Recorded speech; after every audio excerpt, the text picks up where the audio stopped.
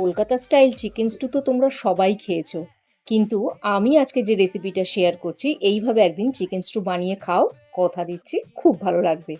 যা যা সবজি এখানে আমি নিয়েছি: আলু, পেঁপে, বিনস, গাজর, কিছুটা মটরশুঁটি আর সুইট কর্ন। প্রথমেই তেলের মধ্যে গরম মশলা আর গোলমরিচ ফোড়ন দিয়ে তাতে দিয়ে দিয়েছি একটু রসুন থেতো।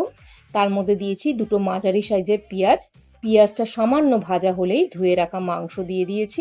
এরপর ওর মধ্যে দিয়েছি হলুদ আর একে একে সমস্ত সবজিগুলো, শুধু বিনস আর মটরশুঁটি কর্নটা বাদে।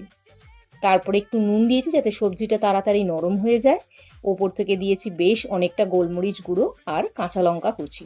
ব্যাস, সবজিটা বেশ নরম হয়ে যাওয়ার পরেই আমরা এখানে বিনস আর বাকি সবজিগুলো এখানে দিয়ে দিচ্ছি। এবার আন্দাজ মতো নুন দিয়ে জল দিয়ে দিচ্ছি। হ্যাঁ, এখানে এবার বলি, আদা রসুনটা মাংসের সাথে না কষিয়ে তোমরা যদি আলাদা করে ভেজে দাও তাতে কিন্তু স্বাদ আরো বাড়বে। ব্যাস, কুকারে সিটি দিয়ে নিয়েছি।